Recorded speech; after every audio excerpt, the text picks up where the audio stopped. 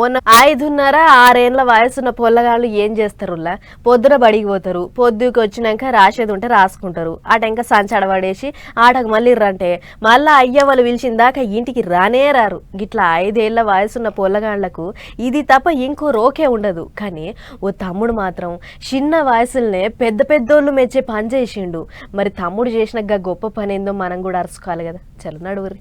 ఇగో ఈడ డబ్బు అందుకొని మొక్కలకు నీళ్లు పోస్తున్న బుడతను చూస్తుర్రు కదా, గీతమ్ముడే.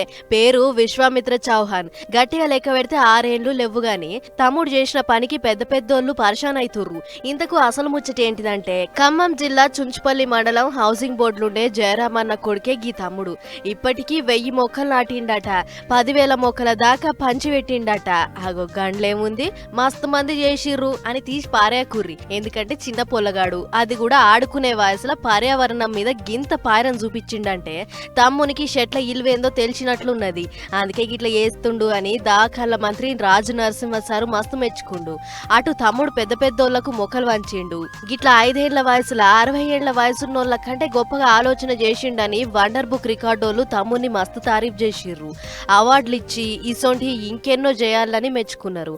అంతేకాదు తమ్మునికి వచ్చిన అవార్డులను పద్మశ్రీ వనజీవ రామయ్య చేతుల మీదంగా తీసుకొని మురిచిపోయిండు. ముక్కలు చిన్న ఉన్నప్పటి నుంచి నాటుతున్నా. అందరు ముక్కలు నాటాలి, ఫ్రూట్ ఇస్తాయి, వెజిటేబుల్స్ ఇస్తాయి, ఫ్లవర్స్ ఇస్తాయి. కాబట్టి అందరు ముక్కలు నాటాలా, అందరు ముక్కలు నాటాలి, ఎన్విరాన్మెంట్కి కాపాడాలా. చూసిరు కదా ఎంత ముద్దు ముద్దుగా చేస్తుండో. ఇక రోజు పొద్దున బళ్ళకి పోతాడు, పొద్దుకు వచ్చినాక హోంవర్క్ చేసుకుంటాడు, ఆ టెంక ఇక మొక్కలకు నీళ్లు పోసే పని ముంగటేసుకుంటాడు. గిట్ల రోజు ఇదే కథ అన్నట్లు. అసలు లెక్కకైతే 5 ఏళ్ల వయసు అంటే పొల్లగాళ్ళు మంచిగా ఆడి పాడుకునే మోక. కానీ గీతమ్ముడు మాత్రం చెట్లు, పర్యావరణం, ఆక్సిజను అందరు మంచిగా ఉండాలి అని పెద్ద పెద్ద ఆలోచనలు చేస్తుండంటే ముంగట ఇంకెన్ని ఇకమతులు చేస్తాడో ఏమో అని అనుకుంటురు గీ ముచ్చట చూసిన పబ్లిక్.